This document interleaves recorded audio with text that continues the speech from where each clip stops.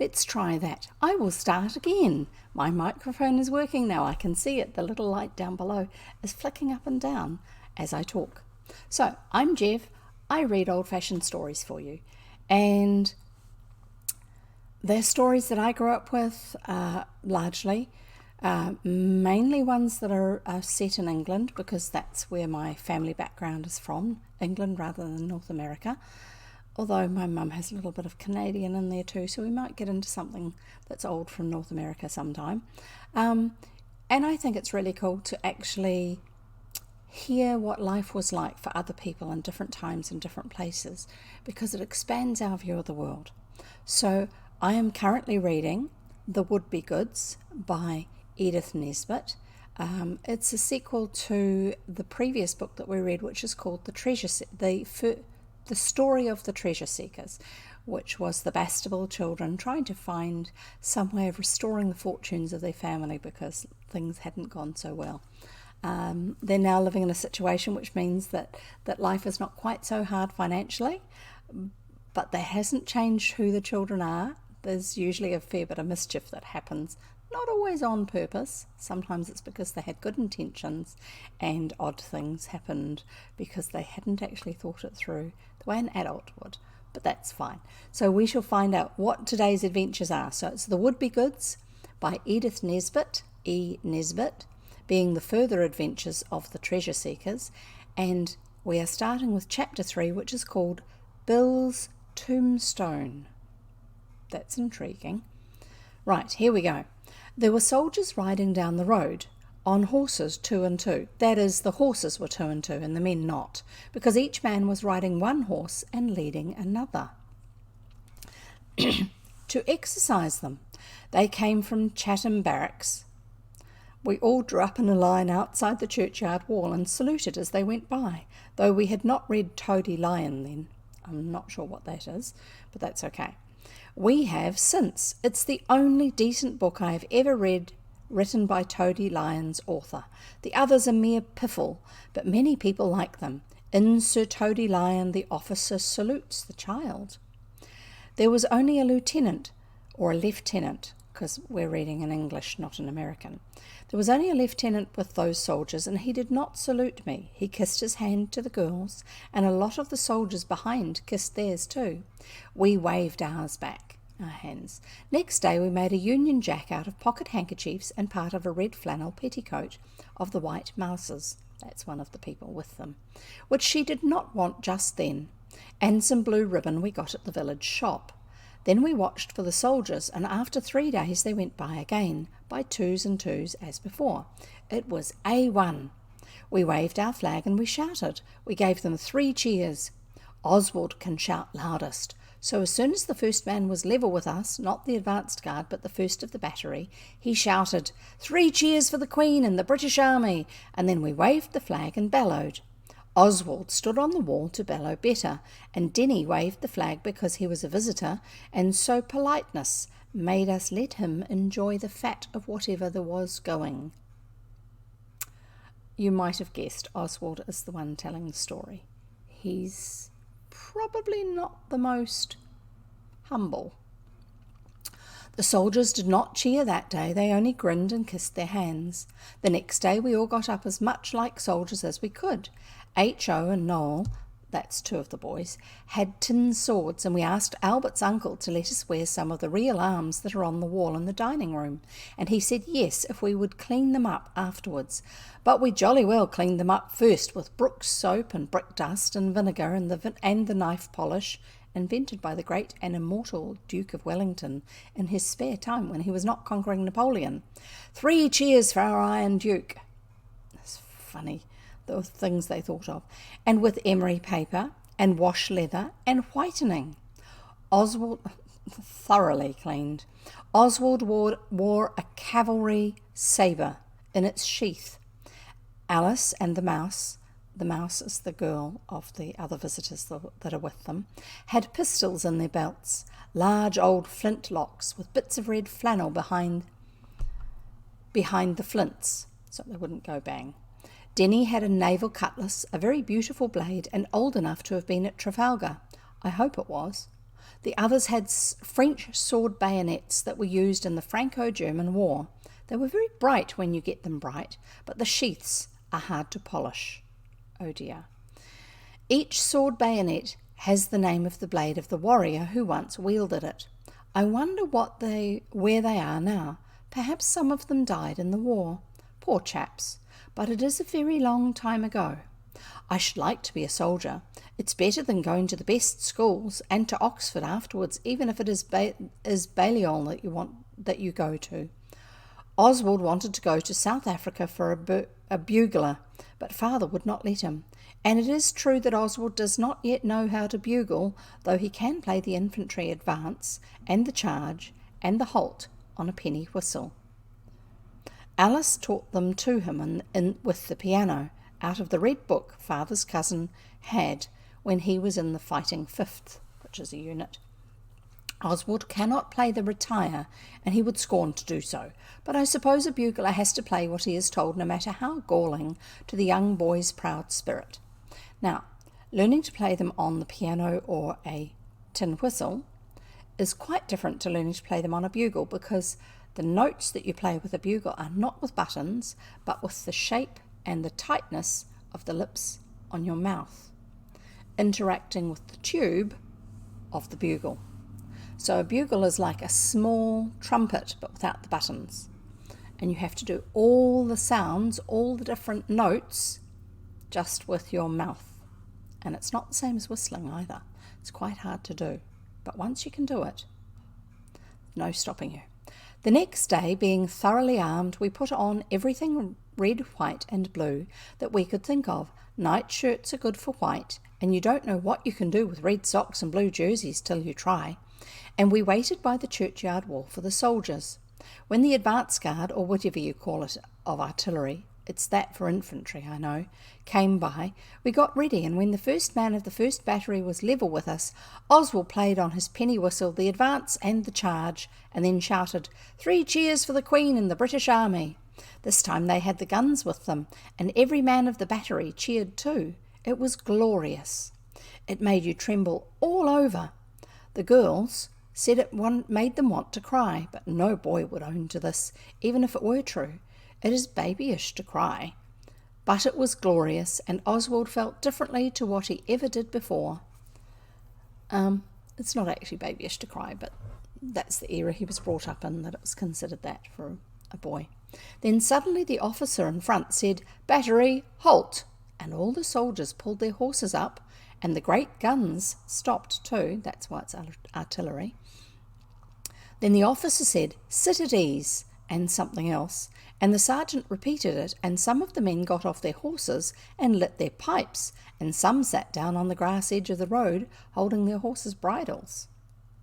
We could see all the arms and accoutrements as plain as plain. Then the officer came up to us.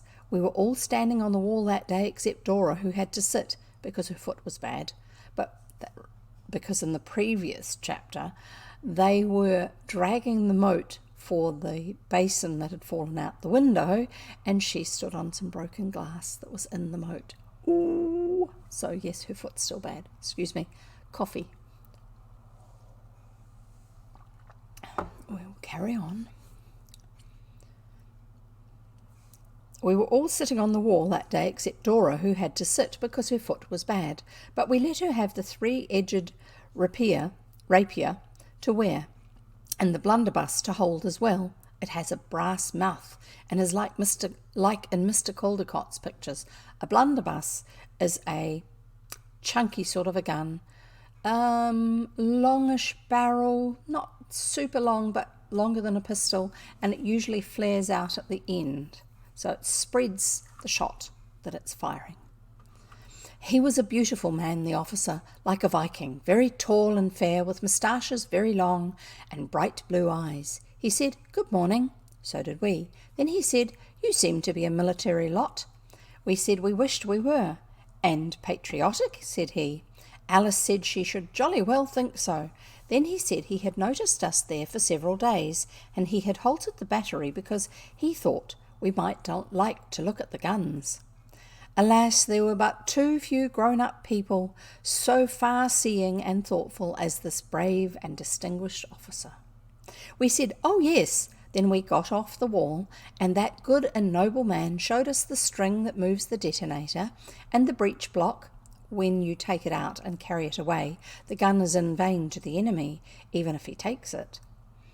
And he took us to look down the gun. He let us look down the gun to see the rifling, all clean and shiny. Rifling is the grooves that go in a spiral around the barrel inside the gun, and it makes whatever's being fired out spin, which means it stays firing in a straight line far better instead of dropping down. If it doesn't spin, it drops down very quickly.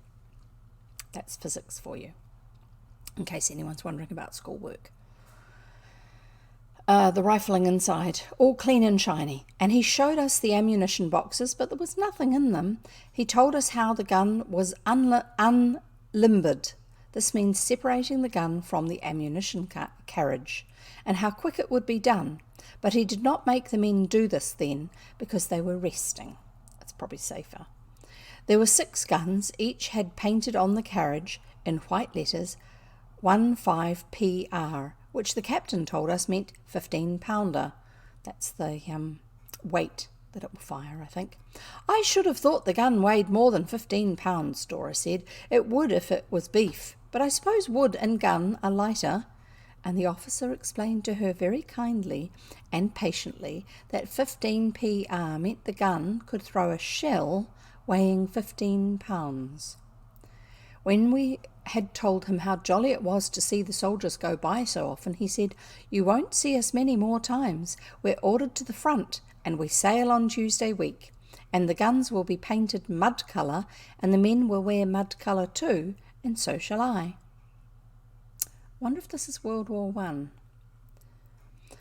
or the First World War. The men looked very nice, though they were not wearing their busbies, but only Tommy caps, put on all sorts of ways. There's something for you to write down and look up later. Busbies, Busbies, and Tommy caps. It's a cap, and the word Tommy, like the boy's name, in front of it. Put on all sorts of ways. We were very sorry they were going, but Oswald, as well as the others, looked with envy on those who would soon be allowed, being grown up and no nonsense about your education, to go and fight for their queen and country. Then suddenly Alice whispered to Oswald, and he said, "All right, but tell him yourself." So Alice said to the captain, "Will you stop next time you pass?" He said, "I'm afraid I can't promise that." Alice said, "You might. There's a particular reason." He said, "What?" which was a natural remark, not rude as it is with children.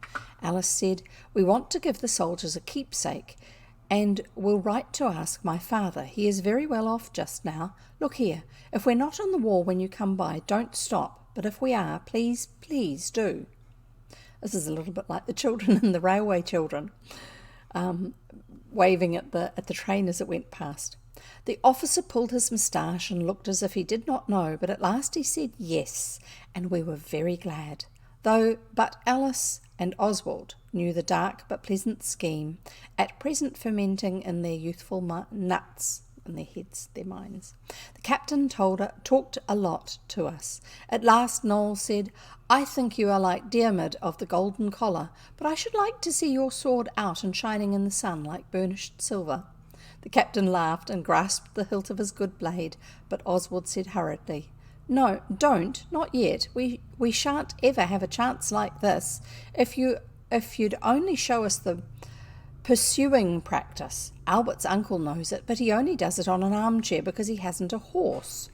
And that brave and swagger captain did really do it. He rode his horse right into our gate when we opened it, and showed us all the cuts, thrusts, and guards. There are 4 of each kind. It was splendid. The morning sun shone on his flashing blade, and his good steed stood with all its legs far apart and stiff on the lawn. So this is how to use a sword when you're fighting and you're on a horse. Then we opened the paddock gate, and he did it again while the horse galloped as if upon a the bloody battlefield among the fierce foes of his native land, and this was far more ripping still. Then we thanked him very much, and he went away, taking his men with him, and the guns, of course. Then we wrote to my father, and he said yes, as we knew he would, and next time the soldiers came by, but they had no guns this time, only the captive Arabs of the desert, we had the keepsakes ready in a wheelbarrow, and we were on the churchyard wall. And the bold captain called an immediate halt. Then the girls had the splendid honour and pleasure of giving a pipe and 4 whole ounces of tobacco to each soldier. Then we shook hands with the captain and the sergeant and the corporals, and the girls kissed the captain. I can't think why girls will kiss everybody. And we all cheered for the Queen. It was grand. I wish my father had been there to see how much you can do with £12 if you order the thing from the stores. We have never seen those brave soldiers again. I have told you all this to show you how we got so keen about soldiers, and why we sought to aid and abet the poor widow at the White Cottage in her desolate and oppressedness. Her name was Simpkins, and her cottage was just beyond the churchyard on the other side from our house. On the different military occasions which I have remarked upon, this widow woman stood at her garden gate and looked on, and after the cheering she rubbed her eyes with her apron. Alice noticed this slight but signifying action. We feel quite sure Mrs. Simpkins liked soldiers, and so we felt friendly to her. But when we tried to talk to her, she would not. She told us to go along with us, and not bother her. And Oswald, with his usual decency and good breeding, made the others do as she said. But we were not to be thus repulsed with impunity. He likes using the big words he's been learning at school, I think. We made complete but cautious inquiries, and found out that the reason she cried when she saw the soldiers was that she had only one son, a boy. He was 22, and he had gone to the war last April, so that she thought of him when she saw the soldiers, and that is why she cried. Because when your son is at wars, you always think he is being killed. I don't know why. A great many of them are not. If I had a son at the wars, I should never think he was dead till I heard he was, and perhaps not then, considering everything. After we had found this out, we held a council. Dora said, "We must do something for the soldier's widowed mother." We all agreed, but added, "What?" And Alice said, "The gift of money might be deemed an insult by that proud patriotic spirit. Besides, we don't have any more than 18 pence among us." We had put what we had to father's £12 to buy the baccy and pipes. The mouse then said, "Couldn't we make her a flannel petticoat and leave it without a word upon her doorstep?" But everyone said, "Flannel petticoats in this weather?" So that was no go. Noel said he would write her a poem, but Oswald had a deep inward feeling that Mrs. Simpkins would not understand poetry. Many people do not. H.O. said, "Why not sing Rule Britannia under her window after she's gone to bed, like Waits?" But nobody else thought so. Denny thought we might get up a subscription for her among the wealthy and affluent, but we said again that we knew money would be no balm to the haughty mother of a brave British soldier.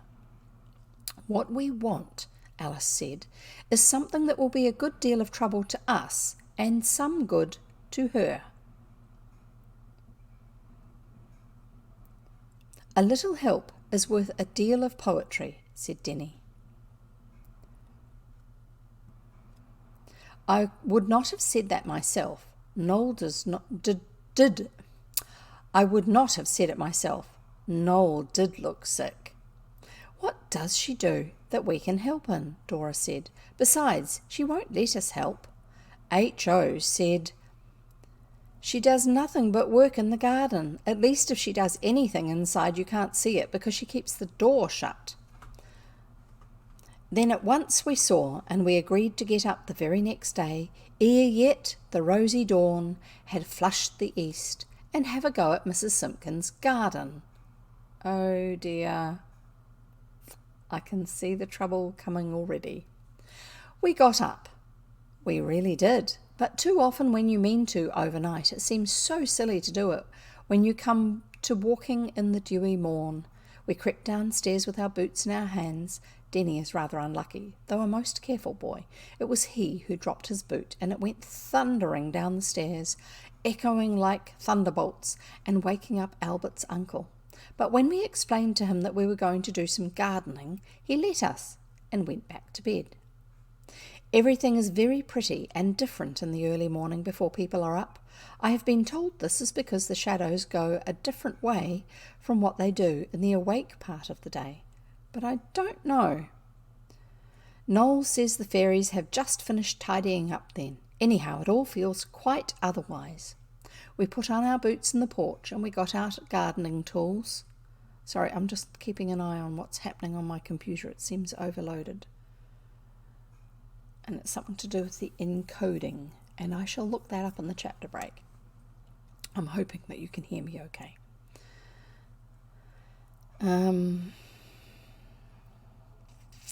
We put on our boots in the porch and we got out our gardening tools and we went down to the white cottage. It is a nice cottage with a thatched roof, like in the drawing copies you get at girls' schools, and you do the thatch, if you can, with a BB pencil. That's a 2B pencil. Soft. If you cannot, you just leave it. It looks just as well somehow when it is mounted and framed, obviously having to do pictures at school that get taken home. We looked at the garden. It was very neat. Only one patch was coming up thick with weeds. I could see groundsel and chickweed and others that I did not know. We set to work with a will. We used all our tools, spades, forks, hoes and rakes, and Dora worked with the trowel, sitting down because her foot was hurt. We cleared the weedy patch beautifully, scraping off all the nasty weeds and leaving the nice clean brown dirt. We worked as hard as ever we could, and we were happy because it was unselfish toil, and no one thought then of putting it in the book of golden deeds, where we had agreed to write down our virtuous actions and the good things and the good doings of each other when we happened to notice them.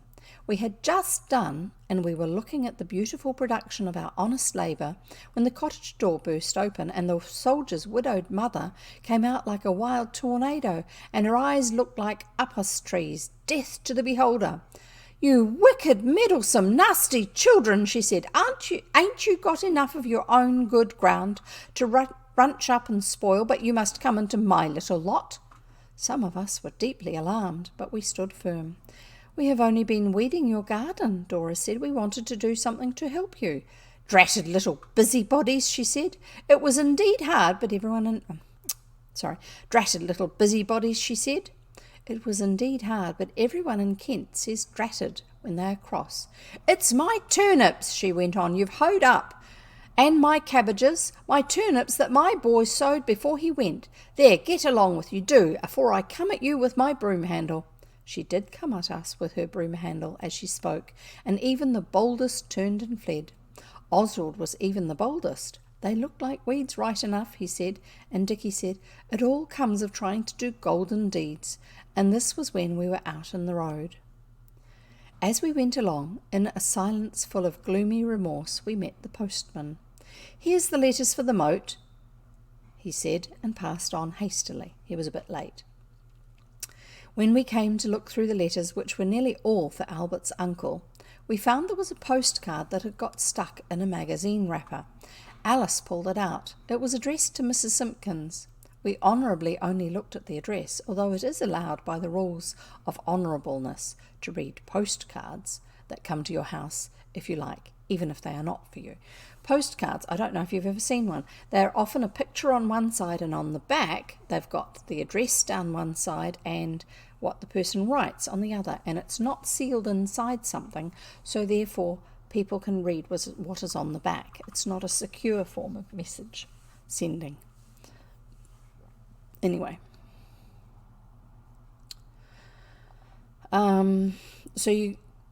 it's allowed by the rules of honourableness to read postcards that come to your house if you like, even if they are not for you. After a heated discussion, Alice and Oswald said they were not afraid, whoever was, and they retraced their steps. Alice holding the postcard right way up so that we should not look at the lettery part of it, but only the address. With quickly beating heart but outwardly unmoved, they walked up to the white cottage door. It opened with a bang when we knocked. "Well," Mrs. Simpkins said, and I think she said it what people in books call sourly. Oswald said, "We are very, very sorry we spoiled your turnips, and we will ask my father to try and make it up to you some other way." She muttered something about not wanting to be beholden to anybody. "We came back," Oswald went on with his always unruffled politeness, "because the postman gave us a postcard in mistake with our letters, and it is addressed to you." "We haven't read it," said Alice quickly. I think she needn't have said that. Of course we hadn't. But perhaps girls know better than we do what women are likely to think you capable of. The soldier's mother took the postcard. She snatched it really, but took is a kinder word considering everything. And she looked at the address a long time. Then she turned it over and read what was on the back. Then she drew her breath in as far as it would go and caught hold of the doorpost. Her face got awful. It was like the wax face of a dead king I once saw at Madame Tussaud's. Alice understood. She caught hold of the soldier's mother's hand and said, "Oh no, it's not your boy Bill." And the woman said nothing but shoved the postcard into Alice's hand, and we both read it, and it was her boy Bill. Alice gave her back the card. She had held on to the woman's hand all the time, and now she squeezed her hand and held it against her face. But she could not say a word because she was crying so. The soldier's mother took the card again, and she pushed Alice away, but it was not an unkind push. And she went in and shut the door. And as Alice and Oswald went down the road, Oswald looked back, and one of the windows of the cottage had a white blind. Afterwards, the other windows had too. There were no blinds really to the cottage. It was aprons and things she had pinned up. In those days when you got the news that somebody had died, you covered your windows and your mirrors to cut down the amount of light in the house, because you sat in a darker place, because you were feeling darker. Alice cried most of the morning, and so did the other girls. We wanted to do something for the soldier's mother, but you can do nothing when people's sons are shot. It is the most dreadful thing to want to do something for people who are unhappy and not to know what to do. It was Noel who thought of what we could do at last. He said, I suppose they don't put up tombstones to soldiers when they die in war. But Oswald said, of course. Oswald said, of course not. Noel said, I dare say you'd think it's silly, but I don't care. Don't you think she would like it if we put up one to him? Not in the churchyard, of course, but we shouldn't be allowed, but in our garden, just where it joins on to the churchyard. And we all thought it was a first-rate idea. This is what we meant to put on the tombstone. Here lies Bill Simpkins, who died fighting for the Queen and country, A faithful son, a son so dear, a soldier brave, lies buried here. Then we remembered that poor brave Bill was really buried far away in the southern hemisphere, if at all. So we altered it to a soldier brave we weep for here. Then we looked out a nice flagstone in the stable yard, and we got a cold chisel out of the dentist's toolbox and began. The dentist is the guy who owns the house, I think, from what I remember. But stone cutting is difficult and dangerous work. Oswald went at it a bit, but he chipped his thumb and it bled, so he had to chuck it. Then Dickie tried, and then Denny, but Dickie hammered his finger, and Denny took all day over every stroke, so that by tea time we had only done the H and about half the E, and the E was awfully crooked. Oswald chipped his thumb over the H. We looked at it the next morning, and even the most sanguinary of us saw that it was a hopeless task. The most confident, the most positive outlook of them Then Denny said, "Why not wood and paint?" And he showed us how. We got a board and 2 stumps from the carpenters in the village, and we painted it all white, and when that was dry, Denny did the words on it. It was something like this: "In memory of Bill Simpkins, dead for Queen and country, honour to his name and all other brave soldiers." We could not get in what we meant to at first, so we had to give up the poetry. I think that means they ran out of room. We fixed it up when it was dry. We had to dig jolly deep to get the posts to stand up, but the gardener helped us. Then the girls made wreaths of white flowers and roses and Canterbury bells and lilies and pinks and sweet peas and daisies and put them over the posts. And I think if Bill Simpkins had known how sorry we were, he would have been glad. Oswald only hopes if he falls on the wild battlefield, which is his highest ambition, that somebody will be as sorry about him as he was about Bill. That's all. When it was all done, and what flowers were over from the wreaths scattered under the tombstone between the posts, we wrote a letter to Mrs. Simpkins and said, "Dear Mrs. Simpkins, we are very, very sorry about the turnips and things, and we beg your pardon humbly. We have put up a tombstone to your brave son." And we signed our names. Alice took the letter. The soldier's mother read it and said something about our oughting to know better than to make fun of people's troubles with our tombstones and tomfoolery. Alice told me she could not help crying. She said, it's not. Dear, dear Mrs. Simpkins, do come with me and see. You don't know how sorry we are about Bill. Do come and see. We can go through the churchyard, and the others have all gone in so as to leave it quiet for you. Do come." And Mrs. Simpkins did. And when she read what we had put up, and Alice told her the verse we had not had room for, she leaned against the wall by the the tombstone, and Alice hugged her, and they both cried bitterly. The poor soldier's mother was very, very pleased, and she forgave us about the turnips, and we were friends after that. But she always liked Alice the best. A great many people do, somehow. After that, we used to put fresh flowers every day on Bill's tombstone, and I do believe his mother was pleased, though she got us to move it away from the churchyard edge and put it in a corner of our garden under a laburnum, where people could not see it from the church. But you could from the road, though I think she thought you couldn't. She came every day to look at the new wreaths. When the white flowers gave out, we put coloured, and she liked it just as well. About a fortnight after the erecting of the tombstone, the girls were putting fresh wreaths on it when a soldier in a red coat came down the road, and he stopped and looked at us. He walked with a stick, and he had a bundle in a blue cotton handkerchief and one arm in a sling. And he looked again, and he came nearer, and he leaned on the wall so that he could read the black printing on the white paint. And he grinned all over his face, and he said, "Well, I am blessed." And he read it all out in a sort of half whisper, and when he came to the end where it says, "and all such brave soldiers," he said, "Well, I really am." I suppose he meant he really was blessed. Oswald thought it was like the soldier's cheek, so he said, "I dare say you aren't so very blessed as you think. What's it to do with you anyway, eh, Tommy?" That's a nickname for British soldiers. Of course, Oswald knew from Kipling that an infantry soldier is called that. The soldier said, "Tommy yourself, young man, that's me," and he pointed to the tombstone. We stood rooted to the spot. Alice spoke first.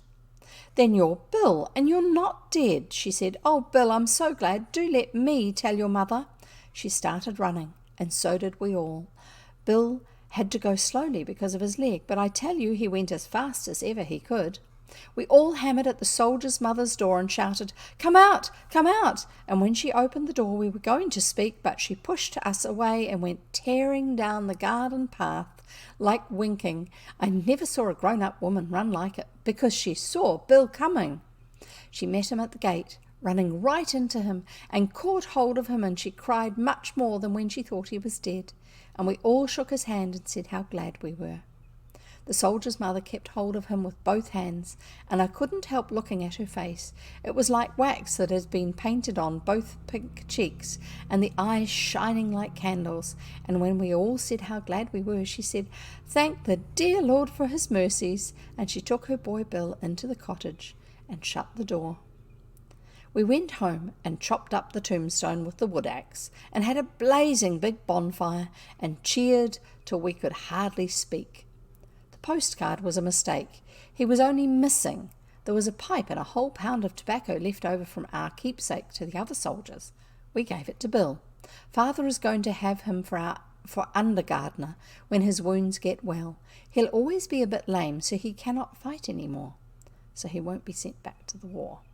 So that's the end of that chapter, and I'm just going to check a couple of things and have a drink. Do you have, and I forgot to ask you before, your something to drink and your snack, as well as a comfortable seat to listen to the story? I hope so. We are going to carry on in a minute. I'm just going to see if I can find out what about this. Video settings. Where do I find that?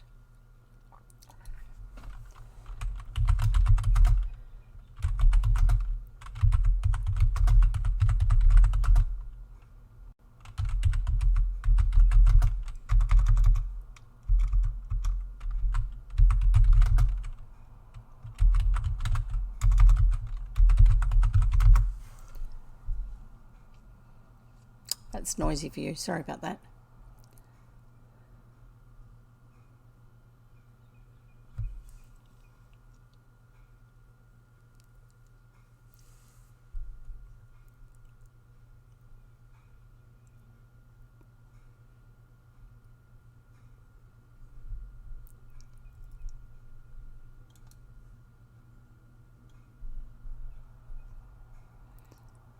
So what have you been up to this week? It's Friday here in New Zealand, so that means it's the end of the week. And we've had just a fairly ordinary week for being in lockdown. Not as lovely as it would be nice, but that's okay. We had a storm earlier in the week, and now we've got lovely weather. The sun's not shining at the moment. I was just looking out the window down below, but it was earlier on. The sun was shining earlier on, so I just need to find out how to change the setting so that my computer can cope a bit better.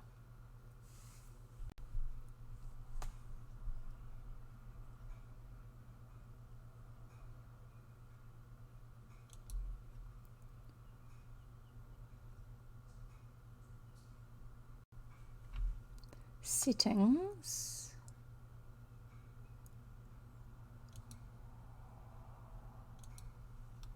I'm hoping that I don't have to restart this after I've done this.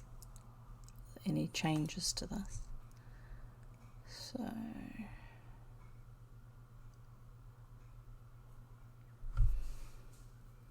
settings, that would be settings video.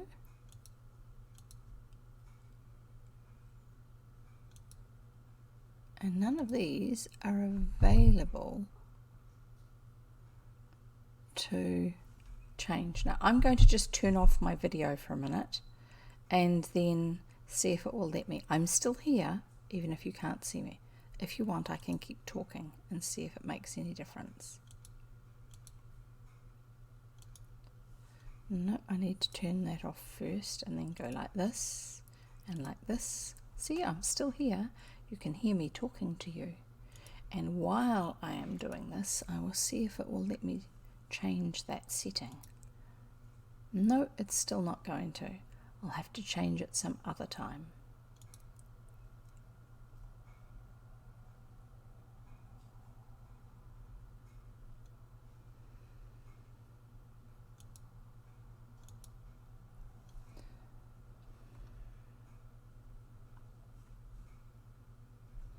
I'm still here. I'm still doing this.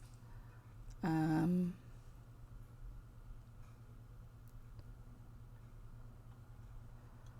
not quite sure where to find that bit of information.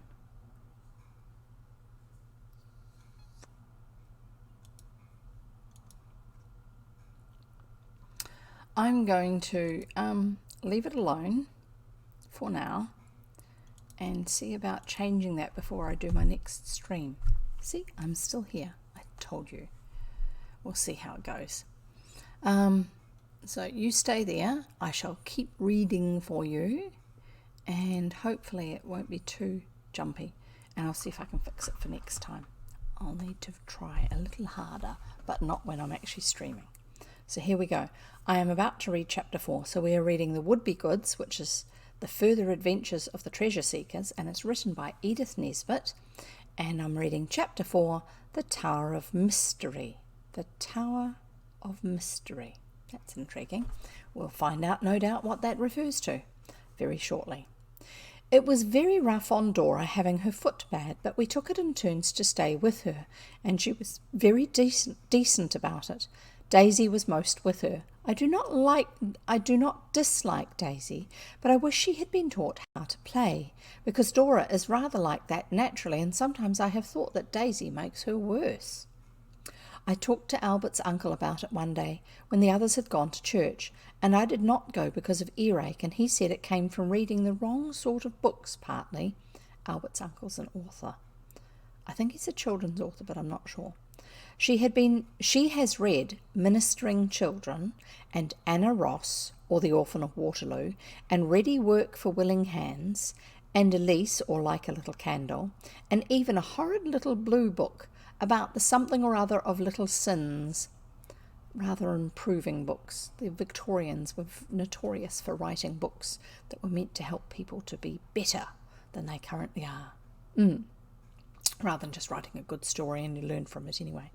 After this conversation, Oswald took care she had plenty of the right sort of books to read, and he was surprised and pleased when she got up early one morning to finish Monte Cristo.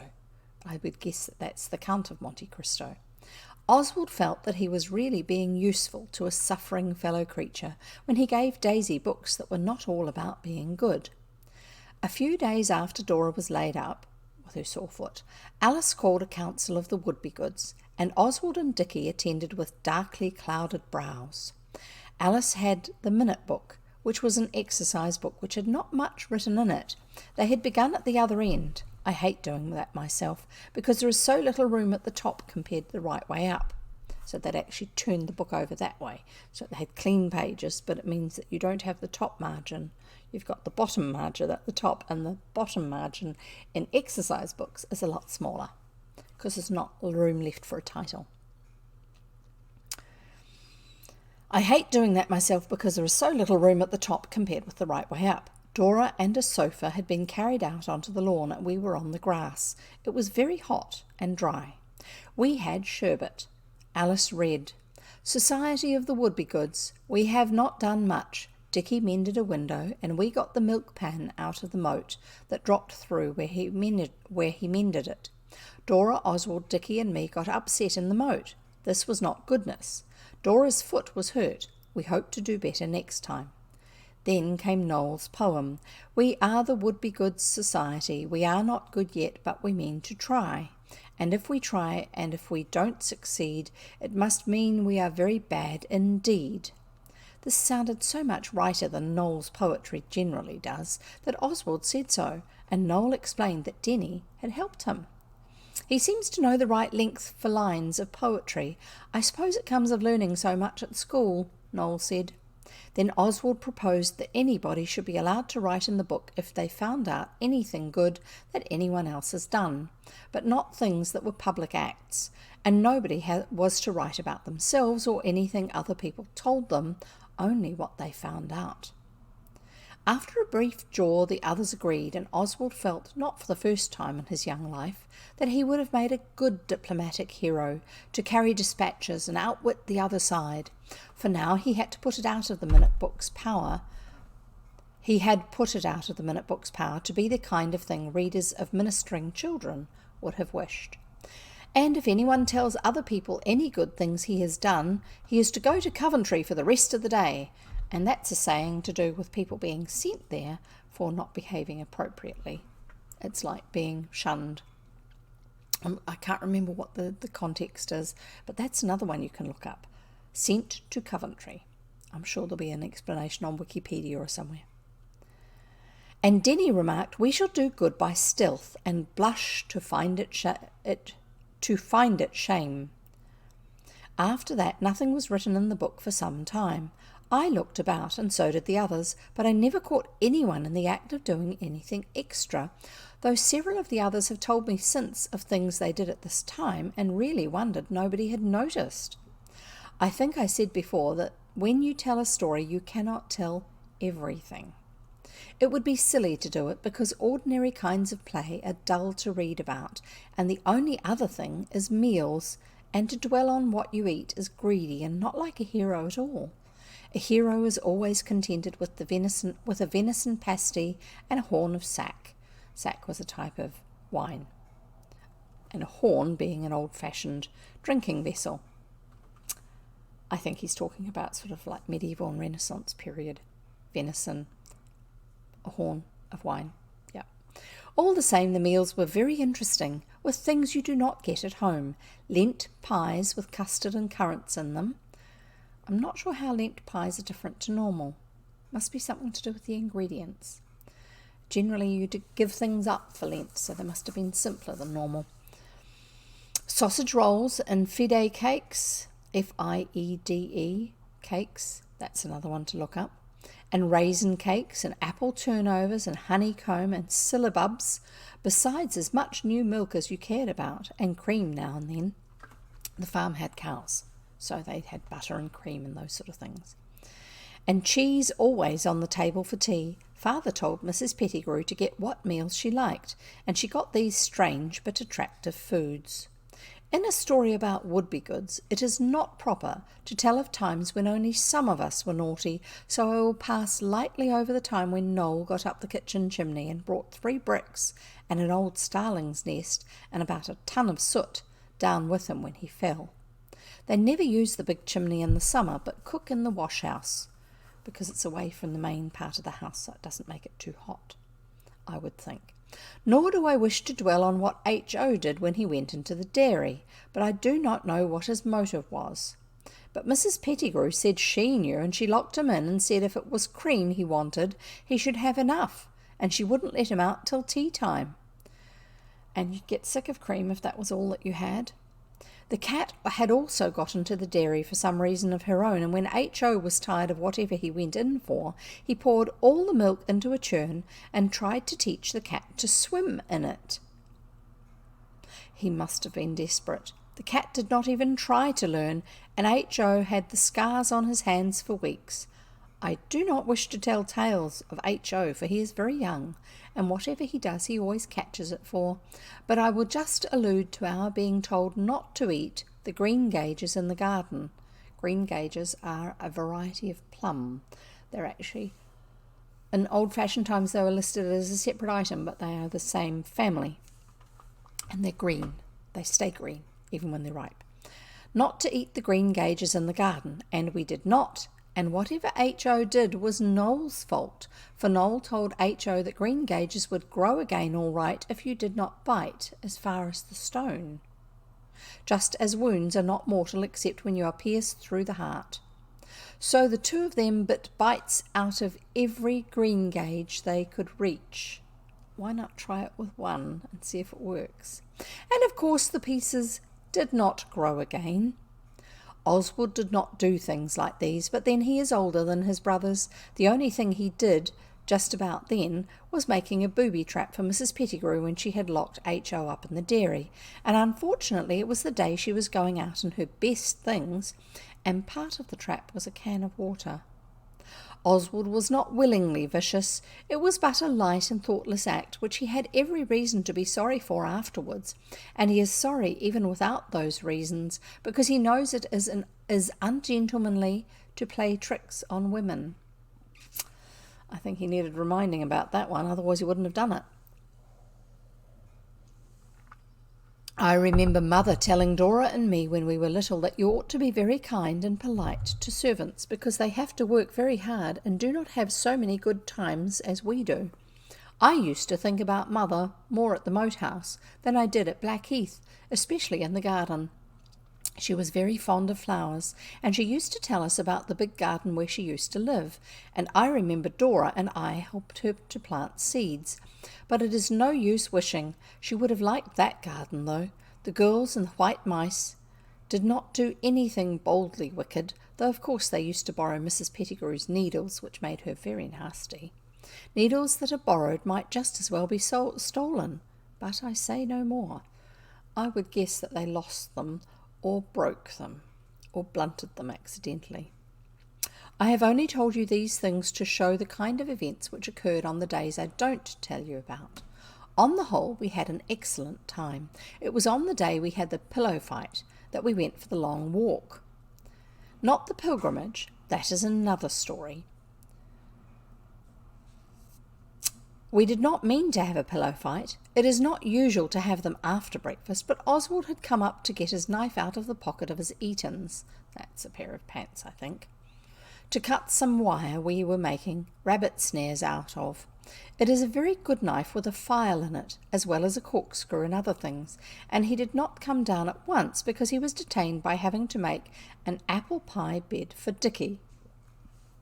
When you apple pie someone's bed, you put things in it so they have a surprise when they get into it at night. Sometimes it's short sheeting it, that's where you put the sheet from the top comes down, and instead of going all the way down to the bottom and having your top sheet under the blanket coming down and to the bottom, you actually take the bottom sheet and then you bring it down and then you fold it up and put it over the edge of the blanket as if it was the top sheet as well. So you have a little pocket that your legs go into and they won't go any further. That's called short sheeting. And I'm not telling you how I know that one. And apple pieing can include short sheeting, but it can also include, in my day, dry wheat bix or other bits and pieces in the bed that you're not expecting. It's a bit of a fright, but also usually a little bit ick in some way or another, but hopefully not messy for whoever does the washing and the laundry and that sort of stuff. Just means you've got to sort your bed out again before you go to bed.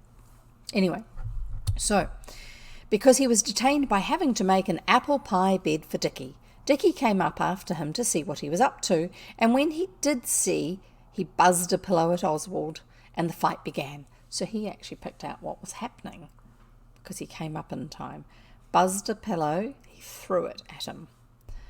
And the fight began. The others, hearing the noise of battle from afar, hastened to the field of action, all except Dora, who couldn't because of being laid up with her foot, and Daisy, because she's a little afraid of us still.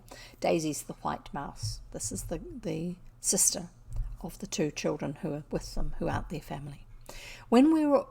She's still afraid of us still. She is a little afraid of us still when we are all together. She thinks we're rough. This comes of having only one brother. The fight was a very fine one. Alice backed me up, and Noel and H.O. backed Dicky, and Denny heaved a pillow or two, but he cannot shy straight. Denny's Alice's brother. So I don't know which side he was on. And just as the battle raged most fiercely, Mrs. Pettigrew came in and snatched the pillows away and shook those of the warriors who were small enough for it.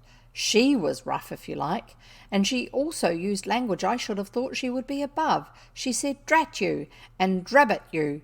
The last is a thing I have never heard said before.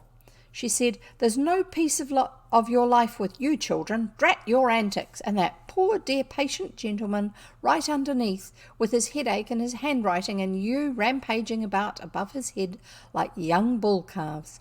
I wonder you haven't more sense, a great girl like you.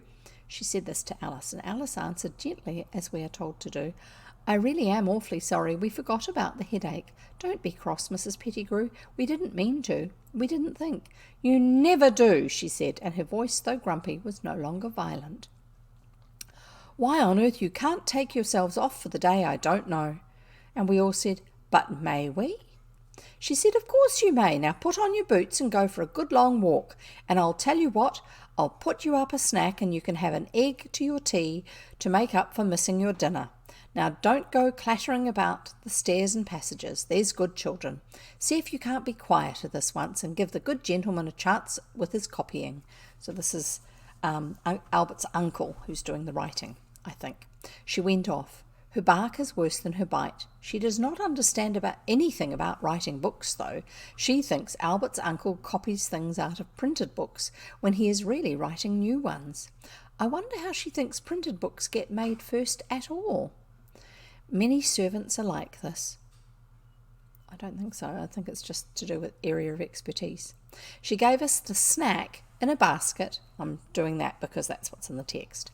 And 6pence to buy milk with. She said any of the farms would let us have it, only most likely it would be skim.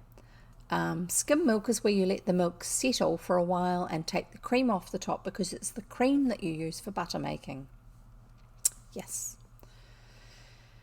And so skim is what's left. Not like these days where people want to buy skim milk because it's got less fat because they think it's healthier. We thanked her politely and she hurried us out of the front door as if we'd been chickens on a pansy bed. I did not know till after I had left the farm gate open and the hens had got into the garden that these feathered bipeds display a great partiality for young buds of plants of the genus Viola, to which they are extremely destructive. I was told that by the gardener. I looked it up in the gardening book afterwards to be sure he was right. You do learn a lot of things in the country. We went through the garden as far as the church, and then we rested a bit in the porch and just looked into the basket to see what the snack was. It proved to be sausage rolls and queen cakes and a Lent pie in a round tin dish. There's another one to look up, queen cakes. And some hard-boiled eggs and some apples. We all ate the apples at once, so as not to have to carry them about with us. The churchyard smells awfully good. It's the wild thyme that grows on the graves. This is another thing we did not know before we came into the country. Wild thyme's a weed or a herb. Then the door of the church tower was ajar, and we all went up. It had always been locked before when we had tried it. We saw the ringer's loft, where the ends of the bell ropes hang down with long furry handles to them, like great caterpillars, some red and some blue and white. But we did not pull them. They were being good. And then we went up to where the bells are, very big and dusty among large dirty beams, and 4 windows with no glass, only shutters like Venetian blinds, but they don't pull up. That's louvers. There were heaps of straw and sticks on the window ledges. We think they were owls' nests, but we did not see any owls. Then the tower stairs got very narrow and dark, and we went on up, and we came to a door and opened it suddenly, and it was like being hit in the face. The light was so sudden. And there we were on the top of the tower, which is flat, and people have cut their names on it, and a turret at one corner, and a low wall all round, up and down like castle battlements. So it's castellated, where the wall comes along like this. Have you drawn pictures of castles with that sort of edge along the top? And we looked down and saw the roof of the church and the leads, that's the edging around it, like the gutter made out of lead, and the churchyard and our garden and the moat house and the farm and Mrs. Simpkin's cottage looking very small, and other farms looking like toy things out of boxes, and we saw cornfields and meadows and pastures. A pasture is not the same thing as a meadow, whatever you may think. There's another set of words to look up just to see what the difference is. Hang on, I just want to take a screenshot of something. I can't now. Now I can. Try that again. Just in case, because I need to know what that phrase is that I have to look up. That the computer's telling me. A pasture is not the same thing as a meadow, whatever you may think, and we saw the tops of trees and hedges looking like the map of the United States, and villages, and a tower that did not look very far away, standing by itself on the top of a hill. Alice pointed to it and said, "What's that?" Oh, by the way, if you look up those words, you can type them into the chat, so we can all know what they are. "What's that?" said Alice, pointing to the tower that was very far away, standing by itself on top of a hill. "It's not a church," said Noel, "because there's no churchyard. Perhaps it's a tower of mystery that covers the entrance to a subterranean vault with treasure in it." Dickie said, "Subterranean fiddlestick. A waterworks more likely." Alice thought perhaps it was a ruined castle, and the rest of its crumbling walls were concealed by ivy, the growth of years. Excuse me. Oswald could not make up his mind what it was, so he said, "Let's go and see." Sorry, I'm just having a wee mouthful before it's too late for me to have a drink of finish off my coffee.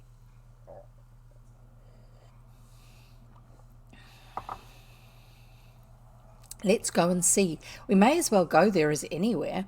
So we got down out of the church tower and dusted ourselves and set out. The Tower of Mystery showed quite plainly from the road, now that we knew where to look for it, because it was on top of a hill. We began to walk, but the tower did not seem to get any nearer, and it was very hot. So we sat down in a meadow where there was a stream in the ditch and ate the snack. We drank the pure water from the brook out of our hands, because there was no farm to get milk at just there, and it was too much of an effort to look for one, and besides, we thought we might as well save the sixpence. Then we started again, and still the tower looked as far off as ever. Denny began to drag his feet, though he had brought a walking stick, which none of us had. And he said, "I wish a cart would come along, we might get a lift." He knew all about getting lifts, of course, from having been in the country before. He is not quite the white mouse we took him for at first. Of course, when you live in Lewisham or Blackheath, you learn other things, because they're in the edges of the city. If you asked for a lift in Lewisham High Street, your only reply would be jeers. We sat down on a heap of stones and decided that we would ask for a lift from the next cart, whichever way it was going. It was while we were waiting that Oswald found out about plantain seeds being good to eat. I don't know about that, actually. I've never heard that before.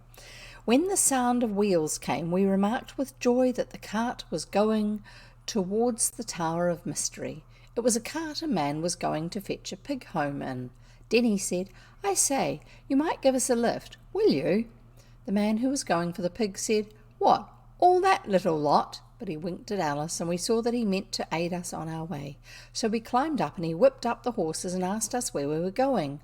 He was a kindly old man with a face like a walnut shell, and white hair, and beard, like a jack-in-the-box.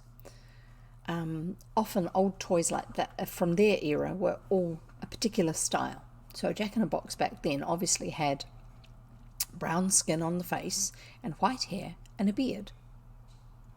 Apparently. "We want to get to the tower," Alice said. "Is it a ruin or not?"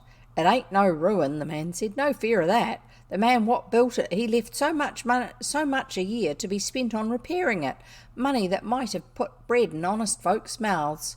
We asked if it was a church then or not. "Church?" he said. "Not it. It's more of a tombstone from what I can make out. They do say there was a curse on him that built it, and he wasn't to rest in earth or sea, so he's buried halfway up the tower, if you can call it buried." "Can you go up it?" Oswald asked. "Lord love you, yes. A fine view from the top, they say. I've never been up myself, though I've lived in sight of it, boy and man, these 63 years come harvest." Alice asked whether you had to go past the dead and buried person to get to the top of the tower, and could you see the coffin? That's a good question. "No, no," the man said. "That's all hid away behind a slab of stone, that is, with reading on it. You've no call to be afraid, missy. It's daylight all the way up, but I wouldn't go there after dark, so I wouldn't. It's always open, day and night, and they say tramps sleep there now and again. Anyone who likes can sleep there, but it wouldn't be me." We thought it would not be us either, but we wanted to go more than ever, especially when the man said, "My own great-uncle on the mother's side, he was one of the masons that set up the stone slab. Before then it was thick glass, and you could see the dead man lying inside, as he'd left it in his will. He was lying there in a glass coffin with in his best clothes. Blue satin and silver, my uncle said, such as was all the go in his day, with his wig on and his sword beside him, what he used to wear. My uncle said his hair had grown out from under his wig, and his beard was down to the toes of him. My uncle, he's always upheld that dead man was no deader than you and me, but was in a sort of fit, a transit, I think they called it. and look for him to waken into life again some day. But the doctor said not. It's only something done to him like Pharaoh in the Bible afore he was buried. I'm guessing that's embalmed.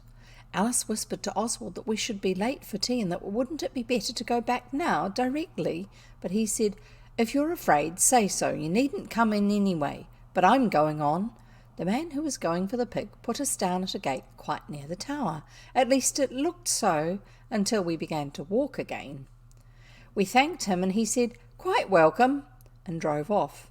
We were rather quiet going through the wood. What we had heard made us very anxious to see the tower, all except Alice, who would keep talking about tea, though not a greedy girl by nature. None of the others encouraged her, but Oswald thought himself that we had better be home before dark. As we went up the path through the wood, we saw a poor wayfarer with dusty bare feet sitting on the bank. He stopped us and said he was a sailor and asked for a trifle to help him to get back to his ship. I did not like the look of him much myself, but Alice said, oh, the poor man, do let's help him, Oswald. So we held a hurried council and decided to give him the milk sixpence. Oswald had it in his purse, and he had to empty the purse into his hand to find the sixpence, for that was not all the money he had by any means. Noel said afterwards that he saw the wayfarer's eyes fastened greedily upon the shining pieces as Oswald returned them to his purse. Oh dear. Oswald has to own that he purposely let the man see that he had more money so that the man might not feel shy about accepting so large a sum as sixpence. The man blessed our hearts, and we went on. Oswald was not the wisest in that thought. The sun was shining very brightly, and the Tower of Mystery did not look at all like a tomb when we got to it. The bottom story was on arches, all open, and ferns and things grew underneath. There was a round stone stair going up in the middle. Alice began to gather ferns while we went up, but when we had called out to her that it was as the pigman had said, and daylight all the way up, she said, all right, I'm not afraid. I'm only afraid of being late home, and came up after us. And perhaps, though not downright manly truthfulness, this was as much as you could expect from a girl.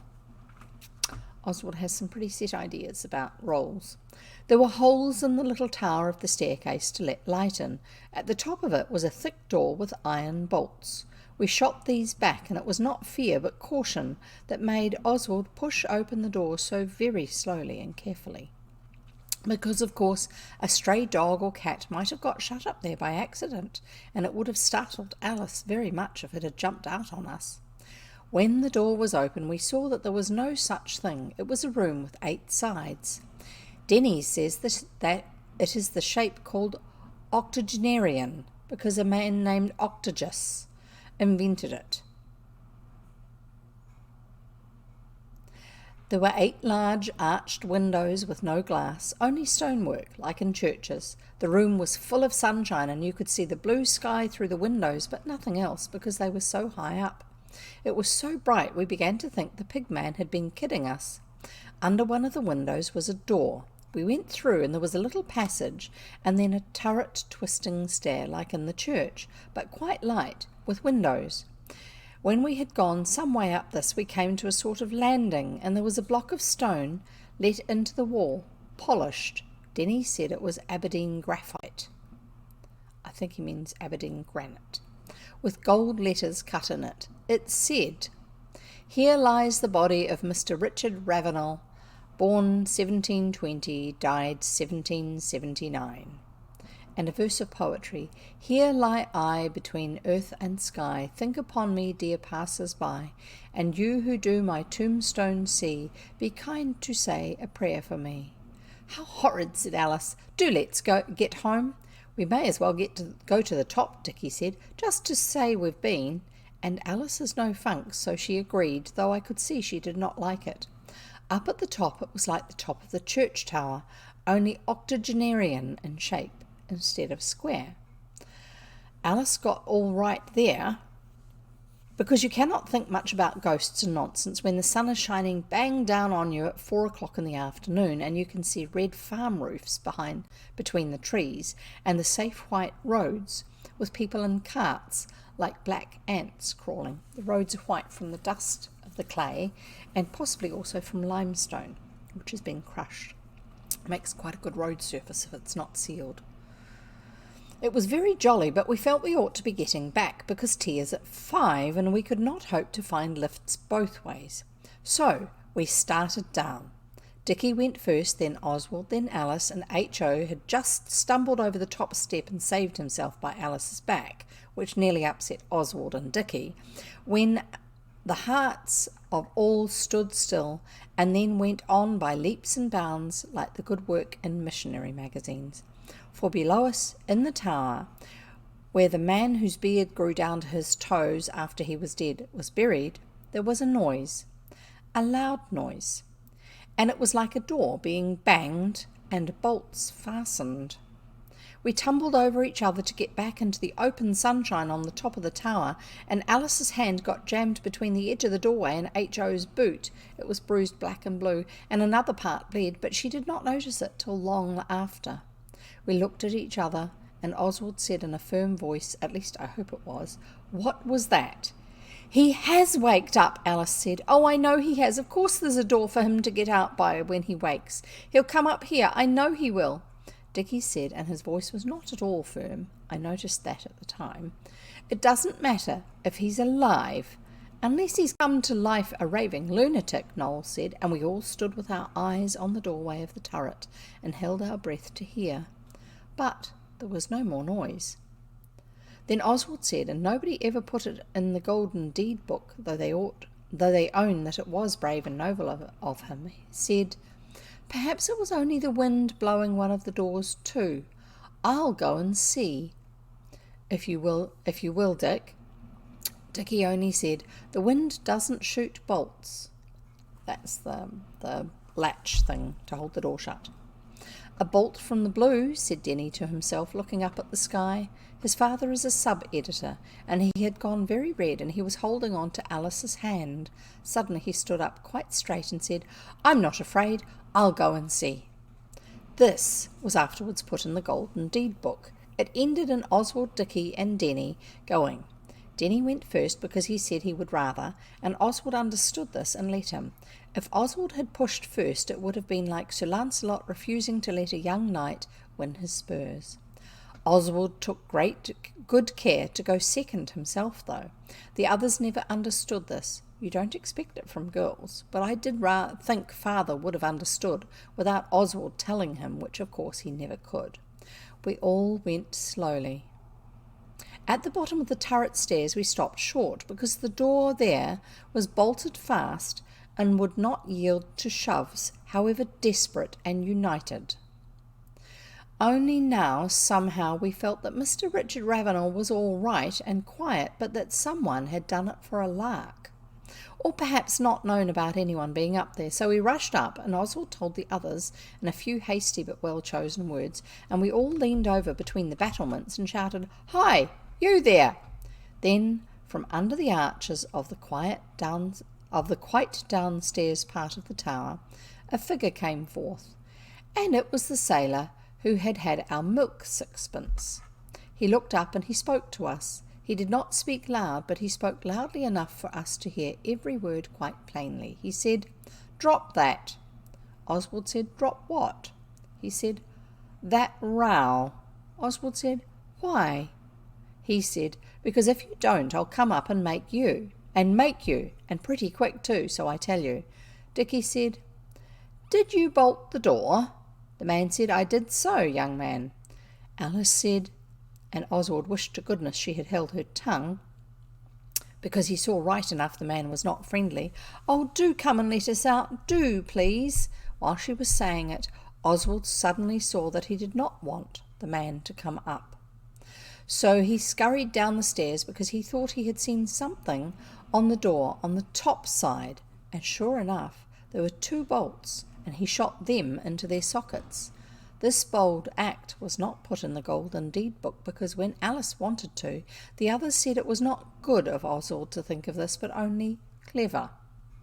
I think sometimes in moments of danger and disaster it is as good to be clever as it is to be good.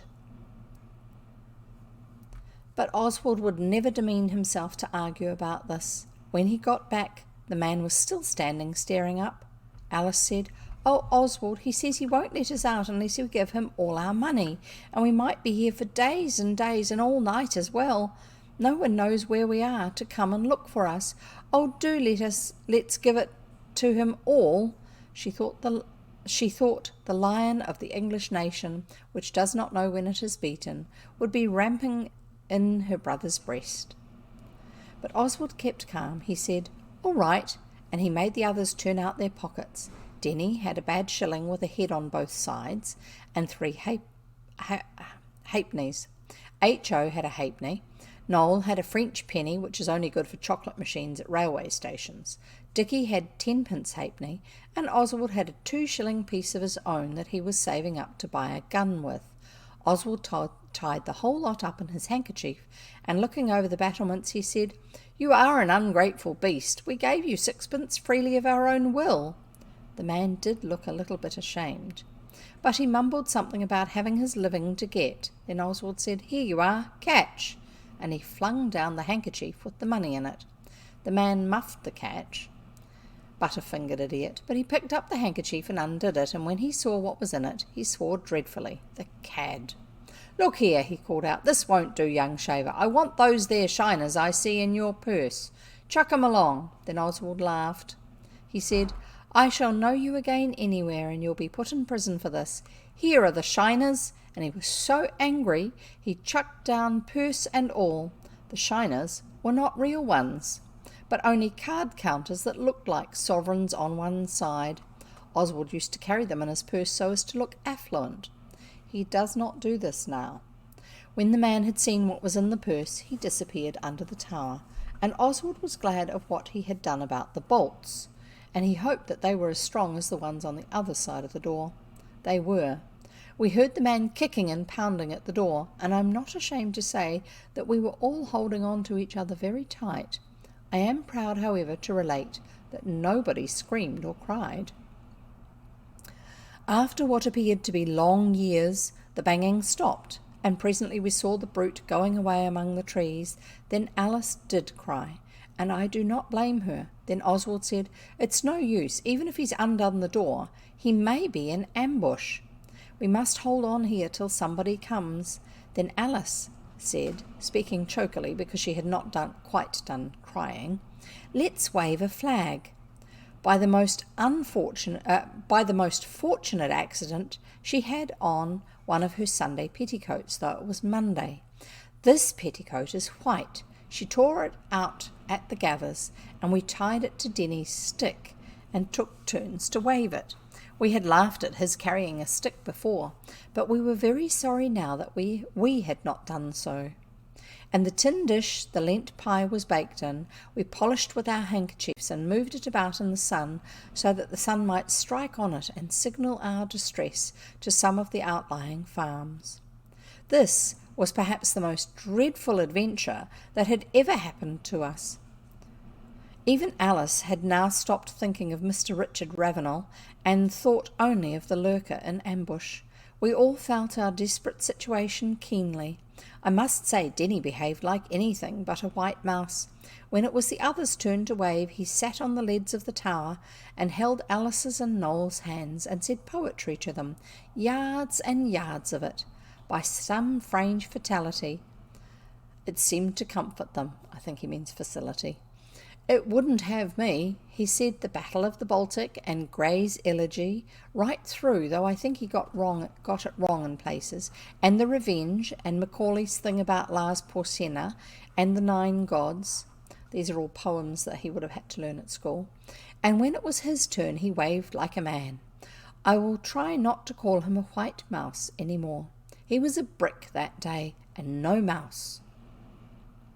The girl and the boy, the brother and sister, are the ones that had been called white mice up till then, because they were considered timid by the Bastable children. The sun was low in the heavens, and we were sick of waving and very hungry when we saw a cart in the road below. We waved like mad and shouted, and Denny screamed exactly like a railway whistle, a thing none of us had known before that he could do. And the cart stopped, and presently we saw a figure with a white beard among the trees. It was our pigman. We bellowed the awful truth to him, and when he had taken it in, he thought at first we were kidding. He came up and let us out. He had got the pig. Luckily it was a very small one, and we were not particular. Denny and Alice sat on the front of the cart with the pigman, and the rest of us got in with the pig, and the man drove us right home. You may think we talked it over on the way. Not us. We went to sleep alongside the pig, and before long the pigman stopped and got us to make room for Alice and Denny. Obviously they were all sleepy. There was a net over the cart. I never was so sleepy in my life, though it was not more than bedtime. Generally after anything exciting you are punished, but this could not be, because we had only gone for a walk, exactly as we were told. There was a new rule made, though.